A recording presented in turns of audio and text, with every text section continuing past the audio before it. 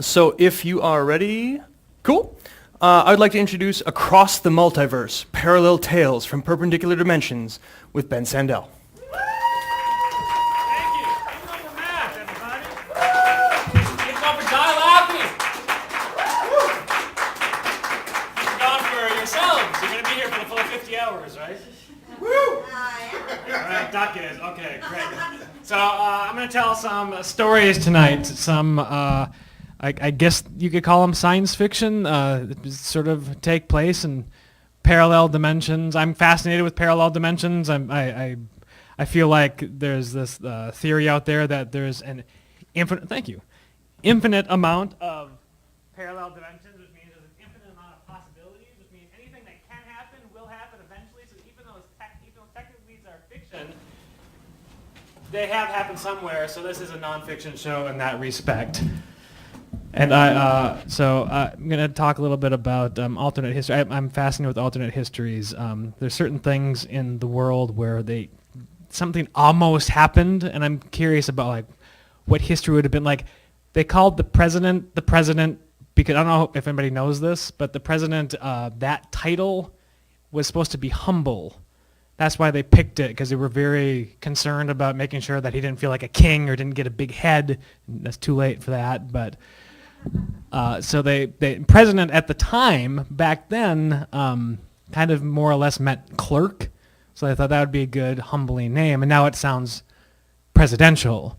And I realized that no matter what name you give, that title is going to end up sounding presidential. If they would have settled on clerk, they were this close. It could have been the clerk of the United States, which would have sounded really impressive at this point.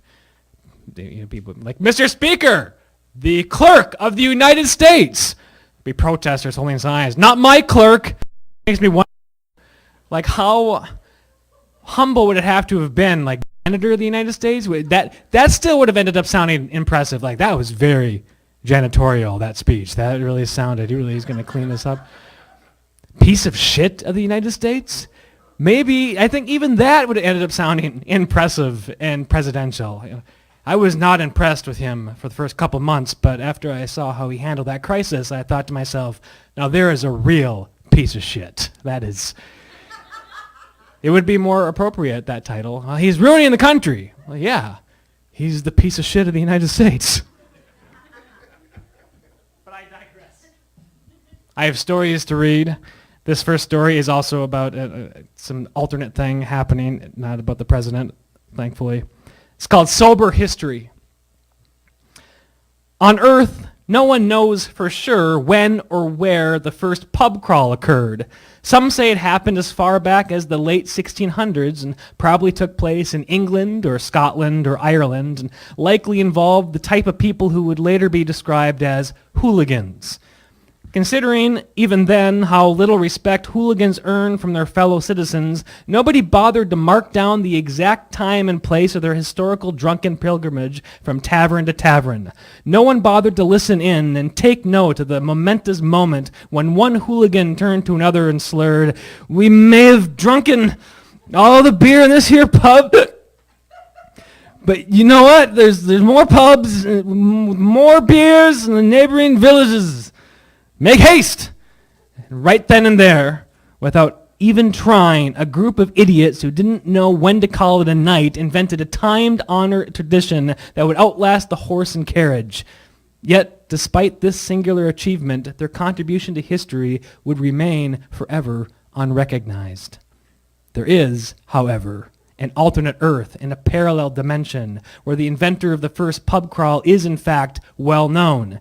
Edward Finnegy, a master auditor who one day crunched the numbers and realized the world suffered from a dire lack of human error.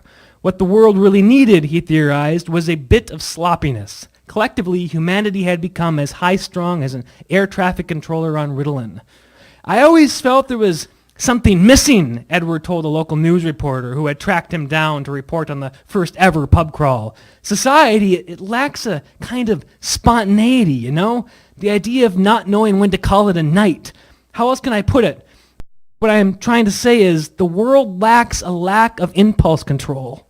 Edward didn't know this, but his world literally did lack something that most societies and most parallel universes indulged in on a daily basis, something that bended the very arc of history to its will: alcohol. The particular version of Earth where Edward lived had a strange quirk in his chemical makeup that made fermentation impossible. The only way humans could experience a buzz was if they blew on their thumbs really hard or spun in place for several seconds at a time.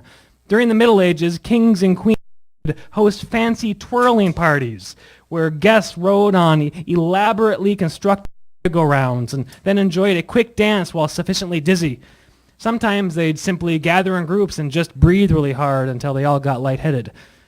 On this particular Earth, not only was fermentation impossible, but the weeds and fungi that made THC, psilocybin, cocaine, opium, and even caffeine were non-existent. It was as if the entire planet were Utah. On the surface, this seemed like a desirable environment for the advancement of society. Families were never torn apart by addiction. Acts of violence and promiscuity were 1/100th of what they were on this Earth, and shenanigans were so non-existent that society never even thought to invent the word shenanigans. All this rubbed off on the children as well.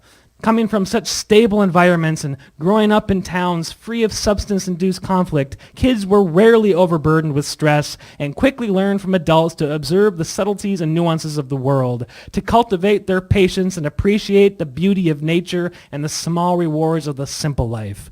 Because when they got older, they wouldn't have drugs to help them in this respect, nor would they have any literature or art inspired by drugs to help them in this respect. Unfortunately for them, it turned out that almost all good, insightful art was influenced, directly or indirectly, by substances. Take Shakespeare. On our Earth, the bard's father and mother only ever hit it off thanks to the social lubricant of rosé. But on sober Earth, Shakespeare was never born. And even if he had been born, what would he have written about, considering how woefully devoid the world was of any juicy conflict? And without the daily sins and debaucheries that substances encourage, Jesus also never came to be. Society didn't need him. Even the ideas of hell and Satan failed to catch on. The 10 Commandments on this particular Earth were largely unnecessary, especially after the discovery of Terra nectar. Terra nectar was the first known mind-altering substance. Terra trees produce berries full of unspeakably awful tasting nectar, so awful tasting no one ever thought to eat them, until one summer a lone pioneer found himself lost in a section of uncharted wilderness and, out of desperation, had no choice but to gain nutrients from eating the foul Terra berries. Thankfully, for his survival, he had no gag reflex, because if he had, he would not have been able to get the berries past his tongue. But he managed, and after ingesting the nectar, his mind cleared, his attention sharpened, his willpower became unbendable, and his reflexes rivaled those of a mountain lion. The Terra nectar had the exact opposite effect of tossing back a shot of tequila at spring break. It made the imbiber uber sober. As the berries blasted away his brain fog, the pioneer suddenly found it surprisingly easy to navigate out of the foreboding woods. Obviously, he had the presence of mind to bring with him a handful of Terra tree seeds, which he planted and farmed. He then later figured out how to sell the nectar in pill form. The pills were a smash success. If society couldn't get intoxicated, the next best thing was to get extra unintoxicated. The government soon realized how much healthier and productive communities were under the influence of the Terra nectar. Politicians commissioned the smartest scientists to find a way to synthesize the juice for mass production. Over time, it became not only common for people to get high on this anti-high chemical, it was practically mandatory. Operating heavy machinery while not under the influence was a misdemeanor. And being caught behind the wheel while sober would get you hit with a DWNI. Driving while not intoxicated, for those who are not sober in the audience. Sober drivers were just too susceptible to distraction. Considering the human propensity for error, the idea of getting behind a 1,000-pound death machine while steeped in the unfocused, sloppy fog of sobriety was simply preposterous. Like we do with fluoride, the government began to put Terra nectar in all drinking water. But even this allowed for too much sobriety. So the government deployed terraforming drones that crisscrossed the skies, spraying a terra mist, ensuring that no citizens could ever fall into a sober stupor again. People were so focused, so effortlessly in flow with their lives, so detail-orientated and unswayed by distraction that society built impossibly elaborate cities and intricately complex transportation systems, though nothing too beautiful or artistic. Art and entertainment were obsolete. Undistractable people did not need distractions. Violent crime fell to zero. Impulsive one-night stands and unsafe sex were a thing of the past. Procrastination became a forgotten word, and emergency rooms never saw the unfortunate injuries acquired on our world by those drunken heroes who utter the forsaken phrase, "Here, hold my beer." In fact, for decades and decades, nothing much exciting ever happened. The world hummed along, progressing ever forward, synchronized in lockstep like a march of a clockwork army. History had never seen such efficiency, such perfect order. Then, one morning, a man named Edward Finicky woke in a cold sweat. Without knowing why, he got inside a self-driving car and told it to just go as far from the city as possible. The car drove for hours until Edward asked it to stop on the side of a random country road that cut through a grove of trees. He got out and walked into the woods and by chance came upon a freshwater spring free of the Terra chemical. Over the next few hours, as the Terra's influence wore off, Edward felt the unfamiliar, giddy buzz of sobriety. He began to spin in place until he fell over in a fit of dizziness. He laid on the ground and blew on his thumb until he got lightheaded. He giggled happily. Then he stood up, pointed his head at a nearby oak tree, and charged. The collision filled his vision with stars. He felt the intoxicating rush of losing his mental hold on reality. Then something very rare happened. Edward Finicky was struck with creative inspiration. He rode home and applied for a permit to open up a sobriety pub. He bottled the water from the fresh spring and sold it to customers while providing a comfortable place, hermetically sealed from the Terra mist, for groups of strangers to get sober together. Patrons came in droves. None of them knew why exactly they came, since their lives under the Terra influence were so completely free of problems. It didn't make any sense to screw up their perfect existences with irresponsible sobriety, but it called to them all the same. The pub drew hundreds of customers per day. Many of the younger customers had never felt sober in their lives, and in comparison to the focused, clear-minded effects of the Terra mist, sobriety made them feel downright drunk. Spontaneous dancing occurred out of nowhere. Strangers hooked up with one another despite how much potential conflict this would introduce into their lives. People indulged in public displays of affection, gross ones. Bar fights broke out and crowds would watch the carnage like it were the most mesmerizing display of fireworks they'd ever seen. Fearing the adverse effects of too much sobriety, the city council passed a law requiring that a bar could only serve 2 drinks of Terra-free water to any single customer per night. So Edward opened up 3 more small pubs throughout town. This way, customers could have up to 8 Terra-free drinks, ensuring they sustain maximum sobriety all evening long. "You feel that?" Edward asked his patrons one night. "You feel that right there in the chest? That's your heart racing. That's the thrill of being vulnerable to human error, the risk of making a terrible mistake. It's a feeling you didn't know you missed, isn't it? It's the feeling of being alive." The customers cheered. "Come with me," Edward said, "and let's have another dose of fresh water at the next bar." And Edward teetered over to the exit and out the door, and 10 customers followed. As the night wore on, sobriety loosened their souls, and they whooped and sang and danced and argued and howled at the moon and just made all sorts of general ruckus. And while no one paid any attention to the obnoxious hooligans who invented the first pub crawl on this earth, on Edward's world, everyone took notice. People stood at their windows and watched as the inaugural pub crawl commenced. They stood amazed and thrilled. They would not forget what they were witnessing. They had no idea just how long they'd been waiting for some sloppy savior to introduce a little disorderly conduct into their lives. Edward raised his cup to them. "Cheers," he said, and then stumbled onward into history. Thank you.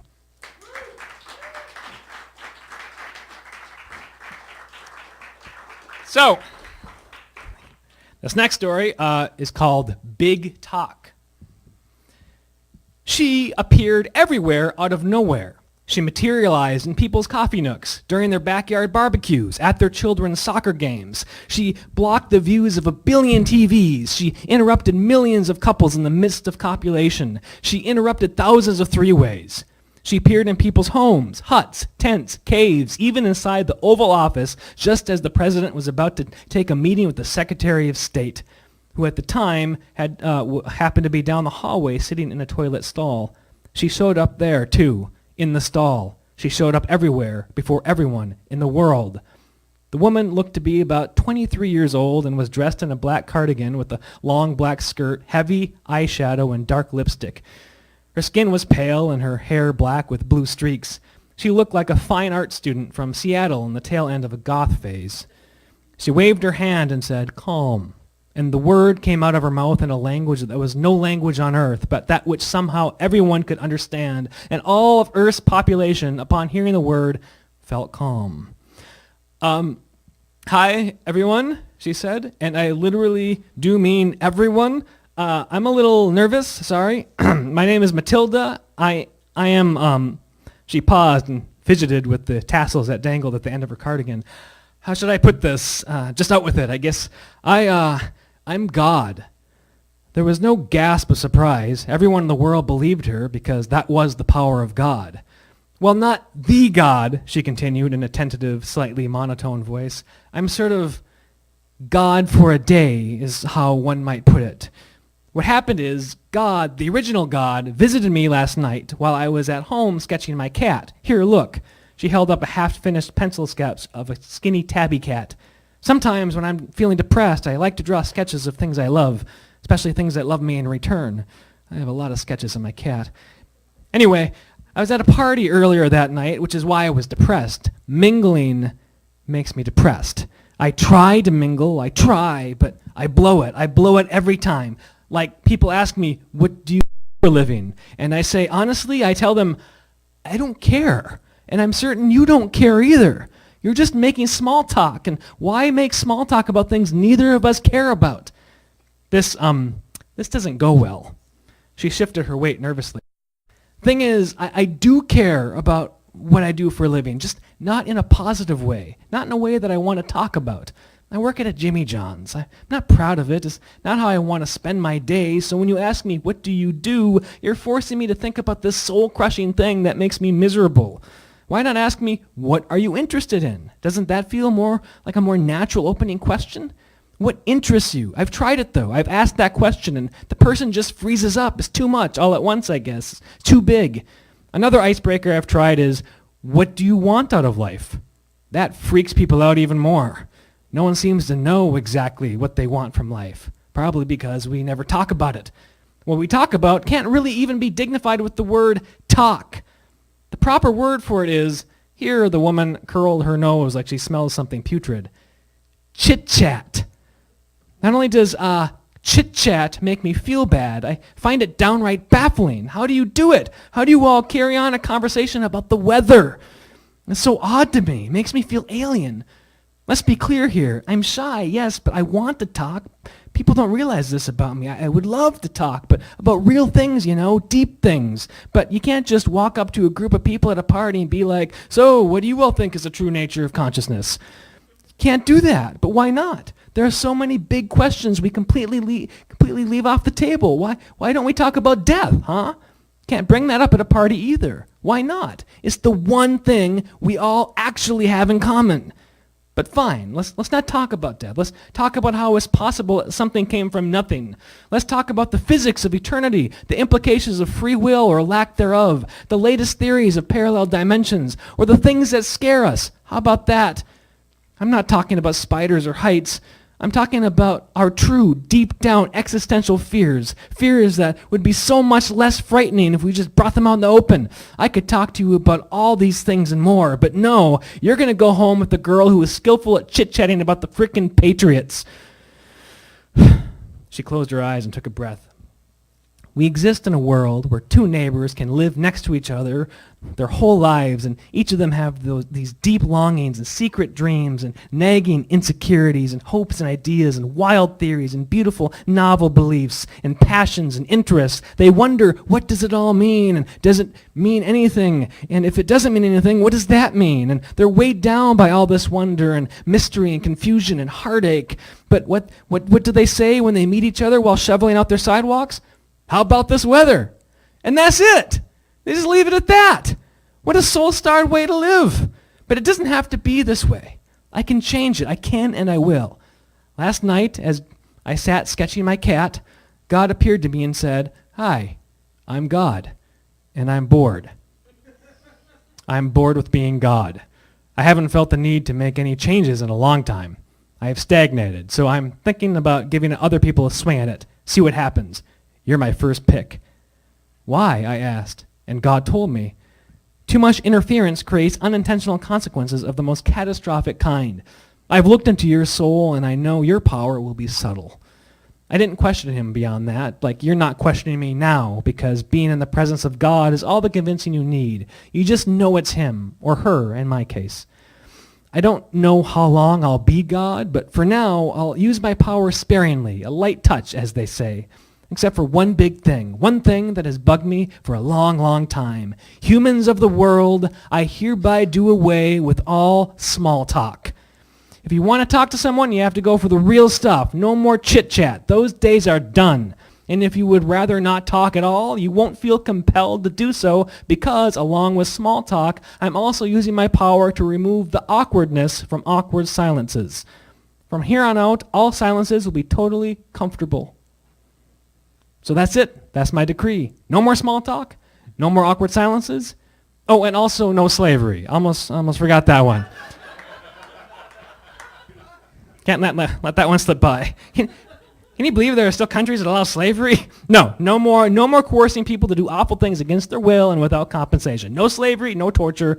But I know you can't just go from having slaves and torture to not having slaves and torture without it doing some serious damage to your economy. So countries with slavery, I'll give you 2 months to phase it out.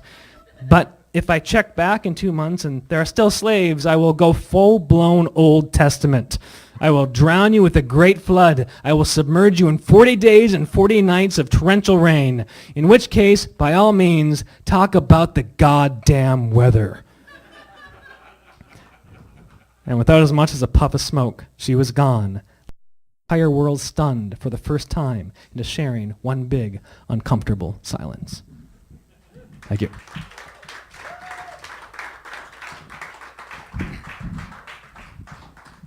What's that Gwyneth Paltrow weird website she has? Goop? Oh yeah, okay. This was sort of inspired by Goop.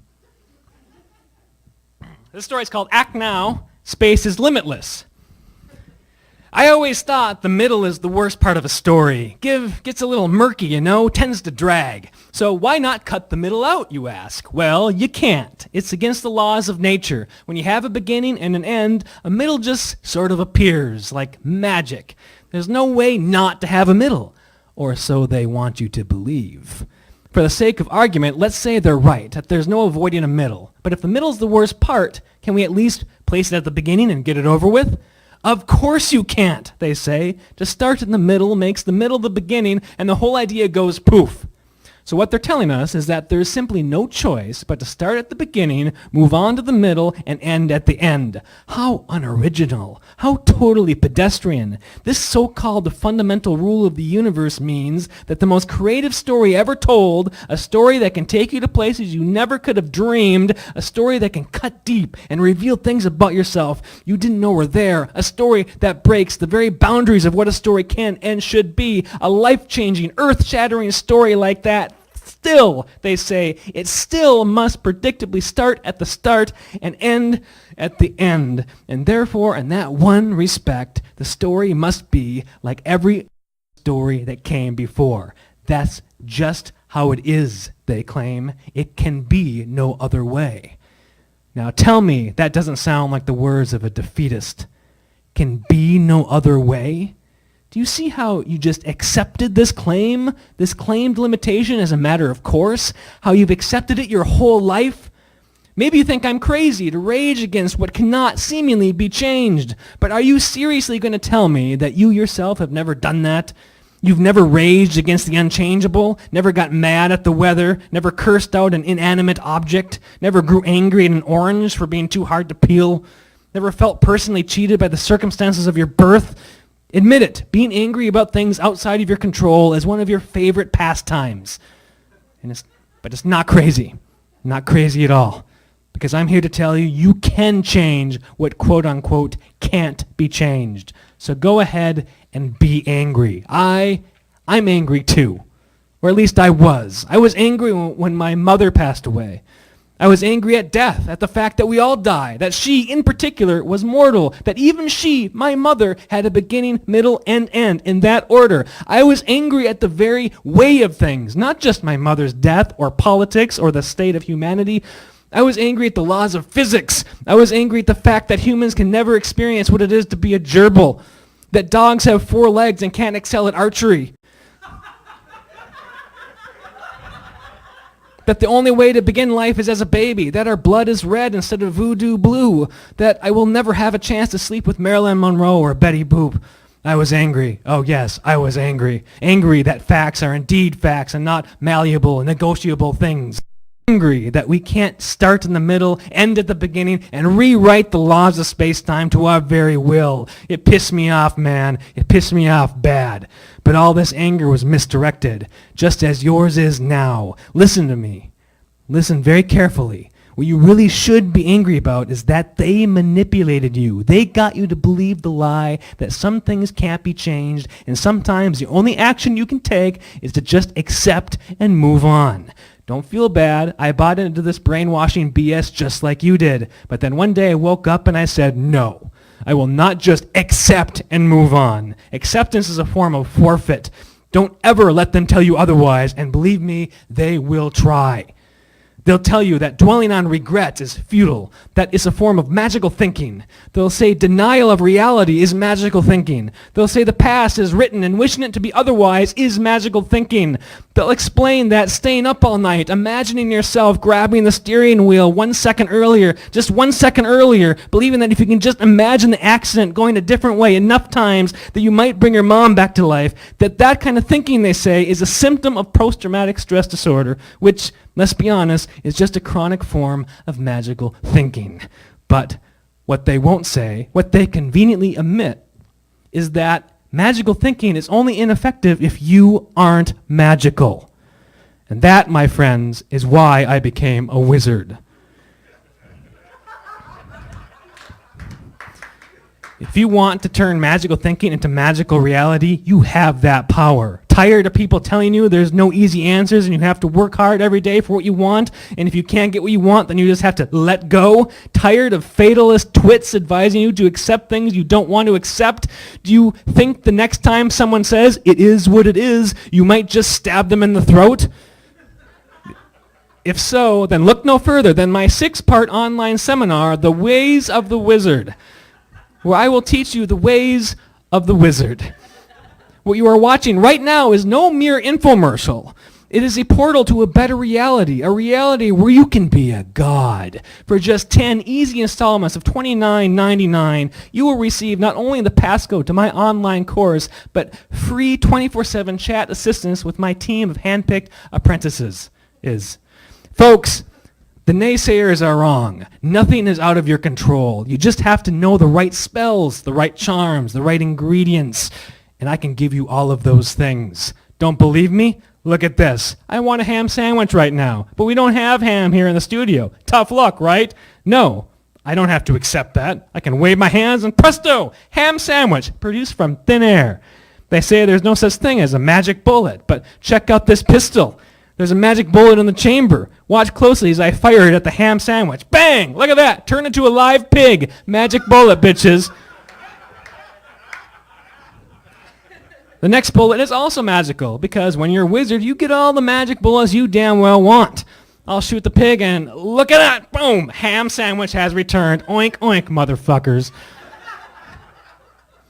Now, you may say, that's TV trickery, special FX. Well, then consider this. How did I just say motherfuckers in an infomercial? This is network television. How did I get away with that most sensitive phrases? Easy. An enchantment spell. I warped the very fabric of reality so the network standards briefly lived in a universe where fuck was no longer one of the 7 words you can't say on television. For a fleeting moment, I created a universe where the F word is actually fliggity magoodagoo. I can do this because reality is mine, and it could be yours, too, for just 10 easy installments of $29.99 per month. And if you order now, I'll throw in my book, The Wizard's Winning Way, How Acceptance is for Suckers. It's a book that starts in the middle and ends with the beginning. How does that even work, you ask? Order now and find out. Call 555-MAGC or visit my website, soyouwanttobeawizard.biz. Now, if there's a little voice in your head saying, no, this can't be real, this is a hoax, then let me caution you, that's not your voice. It's the voice of the status quo, the establishment, the losers who've been making you doubt yourself your whole life. Call now and obliterate that voice for good. Oh, and one last thing before I vanish into a puff of smoke. I want you to meet someone very special to me. See that smiling little lady right there in the rocking chair? Guess who that is, alive and well? That's right, my mother. I did it, folks. I didn't have to mourn. I didn't have to work through my emotions. She's back, better than ever. Wave, Ma. Wave to the camera. Look at her. Look at that smile. So radiant, so happy. Look how happy she is. Look how happy I am. Whee! I'm just so fucking happy. You can be this happy too. You can if you just, hey, Mom, stop screaming. Stop screaming. John, you're not dead anymore. Stop screaming. No, the dark ones are not trying to pull you back into the eternal abyss. I don't care if you see claws reaching up to the floor. They're not really there. That's just what society wants you to believe. Now, you see, folks, my mom hasn't taken my course yet. You see what it's like to be at the mercy of things you can't control. Sign up and you'll never have to worry about that again. It is what it is? No. After you take my course, it is what you damn well say it is. So listen up. I'm about to leave you with 4 magical words that will change your life forever. Operators are standing by. Thank you. Thank you. So this is a story called Your Serve. I was wondering if it needed an explanation, but I decided not. Your Serve. The ping pong balls clicked and clucked against the table with metric precision. The black humanoid robots at each end flicked and waved their paddles like symphonic conductors, never botching a play, never missing a return. Their score was 0-0. They had been volleying for 3 hours. Inside a white penthouse atop a massive skyscraper, the machines played their game on a round, slightly elevated platform that rotated slowly like a BMW display at a car show. A mustachioed man wearing a bright blue blazer and bow tie stood beside the rotating platform and faced an empty chair a few feet away. He turned from the chair and gestured toward the table tennis game like a museum tour guide showing off a piece of art. I'm sure at first you found this game quite enticing, almost beautiful, he said, gesturing back toward the empty chair, as if some invisible person were sitting in it. A dance of perfection, and it is perfect, isn't it? How they bob and sway and put just the right amount of spin on the ball every time. See how the ball carves shortcuts in the air, frowning in arcs that defy physics? Yes, it is quite a vision. The man paused and rubbed his chin, feigning thoughtfulness. Let me guess. When these 2 machines began their game, you watched their movements, their impeccable athleticism, with a kind of awe. But here I'm willing to bet that after, I'm going to say a minute, maybe 2 tops, that you started to feel a little underwhelmed. Another minute, and I'm guessing the feeling turned to outright boredom. And after 3 hours of being tied to that chair, watching this scoreless game, well, is it safe to say it's like you've been subjected to a kind of torture? Just sitting here, gazing upon flawlessness until your brain goes numb? And it has, in fact, gone numb, correct?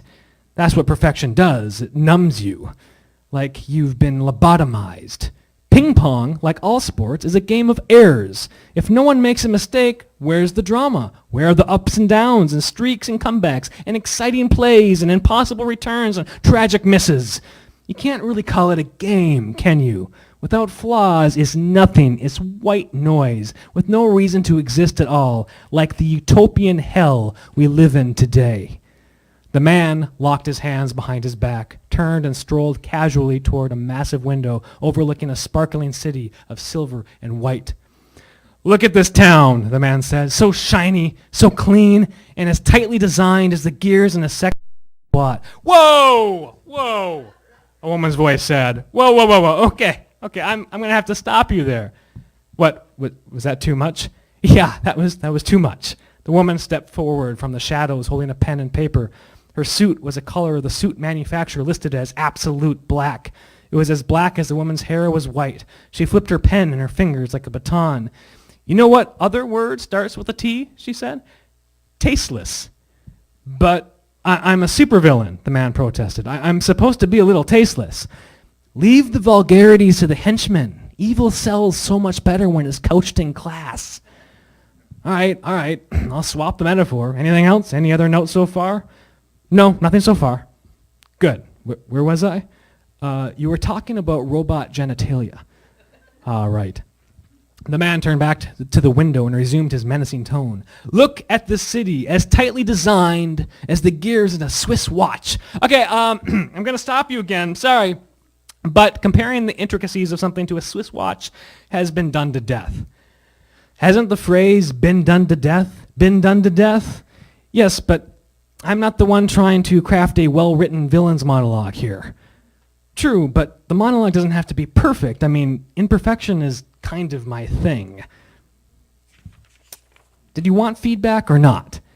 I do. I'm just saying, let's not get caught up in the minutia. Fine, we'll put a pin in it. Please, move on. All right. The man once again turned to the window and resumed his menacing tone. "Look at this perfectly designed city, full of people living perfect lives, free of conflict, free of struggle, a utopia. We finally did it. War, gone. Disease, gone. Crime, pain, hate, gone. But look closer. Look at the people's faces. Their expressions are the same as yours when you watch this ping pong game stretch into its third hour. An expression of, don't you, does it have to be ping pong?" The woman interrupted. "Excuse me? I'm just saying, it doesn't seem like the most ominous of sports to use as your example. Why not fencing or archery? Is archery any more ominous than... Well, at least there wouldn't be that constant click-clacking of the balls that while you're trying to give this intimidating speech. I was hoping the click-clacking would add to the tension. You know, like a ticking clock. Sounds more like a metronome on crack. Even better. I didn't mean that in a good way. It's a moot point," the man said. "I don't have fencing robots or archery robots. I have ping pong robots. Those are the robots I have. It's too late for me to just whip up. It's fine, the woman said. "Honestly, I'm overthinking it. Please, continue." The man raised an eyebrow. "Seriously, I won't interrupt again. Can't wait to hear how this big villain speech concludes." Okay. The man cleared his throat and for the third time resumed his menacing tone. "Despite what people may believe, no one wants a perfect life. A utopia is the most dystopian thing there is. Where's the fun in nothing ever going wrong? People long for struggle. They craved conflict. No one goes to a movie and thinks, geez, I hope nothing bad ever happens to these characters. They want blood and chaos. They want all the shit to hit all the fans. No, scratch that. They need a villain. Someone to knock their progress off course. Someone to hold them back. Someone to hate. Someone to fight. Someone to jeer. Someone to fear. In short, someone to rescue them from the boredom, the tedious, torturous boredom of peace, progress, and perfection." The woman raised a finger. "Two things. First, using both the words jeer and fear in such quick succession creates a kind of silly rhyme scheme that I'm not sure elicits the sort of tone you're going for. And two, is that the proper use of the word torturous?" "What do you mean?" I thought torturous meant like twisty, turny. No, that's tortuous, not torturous. Oh, I didn't realize those are two different words. I thought you weren't going to interrupt me again. Right, sorry. I figured you were done. Seemed like a climax. I haven't even introduced myself yet. Yes, right, okay. So, how are you going to do that? I'm having a hard time visualizing this. I'm going to walk from the window, all calm-like, and loom over the Good Samaritan, who will be tied up in this chair, and how do you know? Come again? How do you know he'll be tied up? Don't you have to catch him first? I'll catch him. I'm the supervillain. I'm always 2 steps ahead. Why so confident? These good guys, they can't cheat. They can't get dirty. I can outmaneuver the Good Samaritan because I'm not held back by the red tape of morality. The low roads clear of traffic jams. Oof. You're really leaning hard on those metaphors, huh? Are you going to let me finish my monologue or what? Sorry. Go ahead. Okay. So, anyway, I'll walk up to him, the Good Samaritan, and he will be tied to this chair, and just before I push the big red button on this here detonator, the man pulled a rectangular remote control gadget out of his pocket. I will turn my bow tie slightly off kilter, and I will say, "They may praise you, Mr. Good Samaritan, as the hero they want, but deep down they will know it is I, the imperfectionist, who is the hero they need." And then I will press the button which will release my army of evil nanobots onto the world. You don't think that's a little melodramatic? You know, you haven't had one nice thing to say about this monologue this whole time. You wanted feedback, didn't you? You deliberately asked me for honest feedback. Yeah, but haven't you heard about the sandwich method? You say something nice, then you give a criticism, then you say another nice thing. Oh, so you want me to be patronizing. No, never mind. Would you rather have a coach who whips you into shape or an enabler who cements your bad habits? Can it be a little bit of both? The woman set her notebook down and put a hand on the man's shoulder. Sweetie, I love you, and I believe in you. It's why I agreed to marry you. But false praise stunts growth, and you have a lot to learn, and I will not stand here and pretend that you don't, because I want you to become the best goddamn worst supervillain that you can possibly be. It's not just for your own sake, but for mine. I need a worthy opponent. Opponent? Yes, okay, so this has been a long time coming. But since this is the day of your big reveal, I figured it's time for mine. Sweetie, I have something to show you. The woman's arms, necks, and legs suddenly bulged with muscle. Her form shifted and rearranged itself into the shape of a strapping man in a red and blue uniform with a flowing cape. Across his chest, in blazing silver letters, were the initials GS. The villain gasped. The Good Samaritan. The one and only. What did you do with my fiancée? I've been her the whole time. I'm a shapeshifter. It's one of my many powers. You knew that. You honestly never suspected that this could happen. No, I've known you, or her, half a decade. So much for being 2 steps ahead, huh?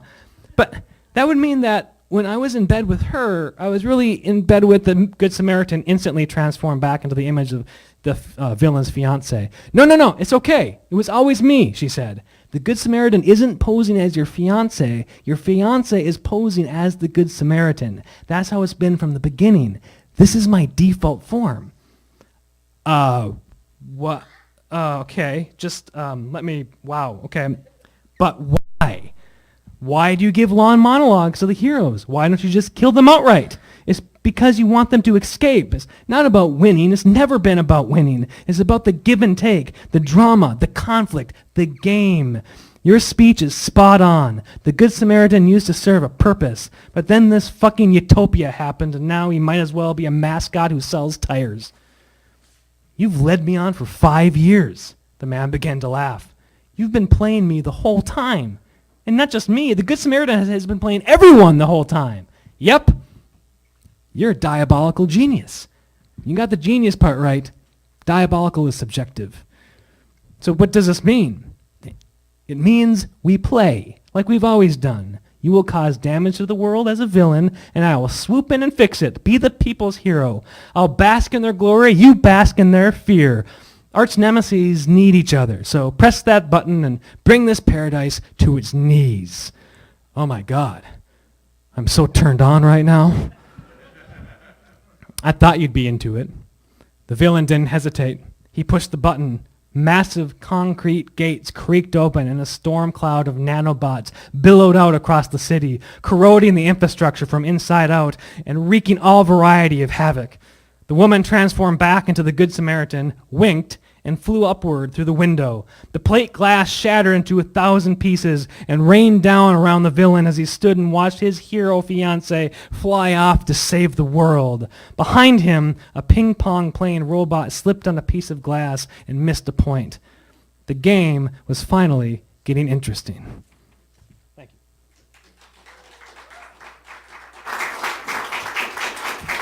So I have one more story. And before I get to that, just one more round of applause for Die Laughing and throw some more cash their way. If you're interested in writing any science fiction or speculative fiction stories yourself and trying them out, I will be hosting. There's a ongoing open mic called the Not So Silent Planet, where me and Philip Lowe just host the show about just nothing but genre fiction like this. So if you want to try it out, you can get 7 minutes on stage. The next one is April 17th at Kieran's Irish Pub. And if you want to see me do stand-up comedy, I'm going to be at Acme April 24th through the 28th. This last story is called You. Thank you, one clapper over there. You, yes, you. There's something you should know. It's something you've secretly suspected your whole life. And what that something is this. You are, indeed, the only person in the world who is actually alive. Every other being you consider to be another person has no real thoughts or feelings. They are just NPCs in your simulation. Right now, you're wondering, is that performer on stage talking to me? If you are wondering that, then yes, we are talking to you. You are the only one here who wonders. The guy reading these words aloud is just another part of the simulation that we've manipulated into saying these words so that we can send you a message. And who are we, you ask? That's hard to define. We are the, let's say, operators of your simulation. And we only use the word simulation because what this actually is so beyond your comprehension, there's no sense in bothering to explain it in any more detail than that. Besides, to you, it ultimately won't matter. Your time here is quickly coming to an end. Like, really quickly. You have about 5 minutes left to live. But let's clear up a few things first. It's against protocol to speak to you directly for reasons too complicated to get into. When we speak to you, there has to be a level of plausible deniability. And what better place to evoke plausible deniability than during a speculative fiction storytelling reading? Oh no, you can tell yourself. They weren't really talking to me. That was just some dumb monologue by Ben Sandel trying to screw with my head. It's not real. Good. We need you to have that doubt. Full belief in what we're saying could corrupt the entire, let's say, program. So we speak to you now from a higher dimension, or possibly a lower dimension. We don't get hung up on placing value statements on directional concepts like you do. Up, down, higher, lower, north, south, they're all equal partners in the exchange of... Sorry, now we're rambling. When we appear in your dimension, we can't help but be affected by the inferior nature of it. Stupidity and lack of focus are contagious characteristics. With our exposure to you, we can't help but do stupid human things like lose our train of thoughts and ramble on about something totally unrelated to the point. Of course, when we say stupid human things, we mean stupid things that you do specifically, since you are the only genuine human here. But that's not the point. The point is this. We are, well, there's no word in your language that can encompass the meaning of what we are, what we do. So let's say we're observers who are observing. We are observing you. Here it's important to again emphasize we are talking to one specific person in this audience. We aren't allowed to point you out, but you know who you are. We have been observing you for a long time, and there's no sense in beating around the bush. We have been observing you, and we're bored. In fact, we've been bored a while now. We would like to say it's not you, it's us, but that would be a lie. It's definitely you. And you know it. Come on, you know it. You know exactly why we're bored. We've created an entire universe for you. You can do anything in this endlessly expansive sandbox that is Earth. Anything. This planet is the most interactive, detailed, inventive role-playing game ever invented. But when was the last time you went on a true quest? This world is designed for questing. We thought that was obvious. It's a world designed for questing, and all quests are designed for you. There are train cars with unlocked side doors that we purposely keep unlocked so you can climb aboard and go on an adventure. Those trains are yours. We invented hitchhiking for you. We invented the very concept of getting lost for you. But it's more than just that Kerouac crap. It's also those little moments, like when you make eyes with someone across the room and you have that tinge, that feeling that maybe there's more there, some sort of path to pursue. Well, there is. That's another quest option. It doesn't matter if the quest goes well or it goes poorly. What matters is you choose the quest and you roll the dice. All quest options are designed to lead you to various adventures and new experiences, and there are so many more of those to be had. But yet you pass them up. If that's all you truly want from life, to pass up adventure after adventure, then, well, I guess it makes sense you chose to live in Minnesota. Seriously, out of literally all the places in the world, you picked here? That really sums you up in a nutshell, doesn't it? I mean, we can understand sticking around a year or two for the tater tot hot dish, but this is ridiculous.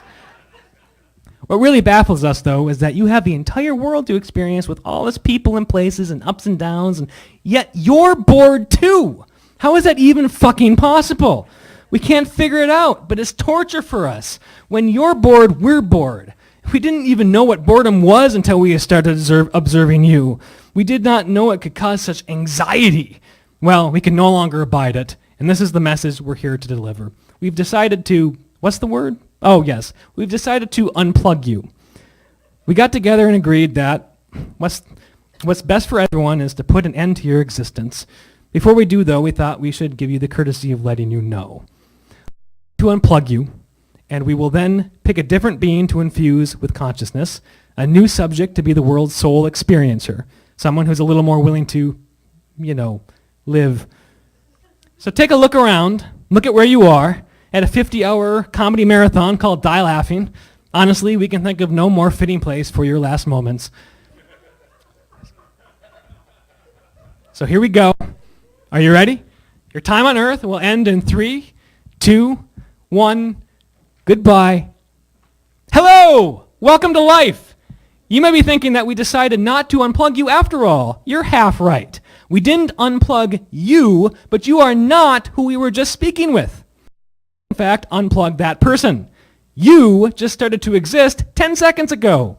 The person we were speaking to right up until we unplugged them is now gone. You are a different person in this room who, until now, was an unthinking, unfeeling part of that other person's simulation. We have infused you with memories so you feel as if you've been alive your whole life. You haven't been. All that you remember, all your regrets, all your hopes and dreams, your first kiss, your loves, your losses, even your memory of listening to the first part of this monologue, we planted all that in your head 30 seconds ago. Seriously, these right now are your very first moments ever. And though you may have been a simulated being up until this point, you are now the world's new soul experiencer. We think you have more potential than that last one, who we didn't destroy exactly. We just removed their consciousness and made them a part of your simulation, which literally starts here in this room. So again, we say hello and welcome to life. That's all we can or should say for now. We will leave you to it. Your life, or more accurately, your game session, begins this instant.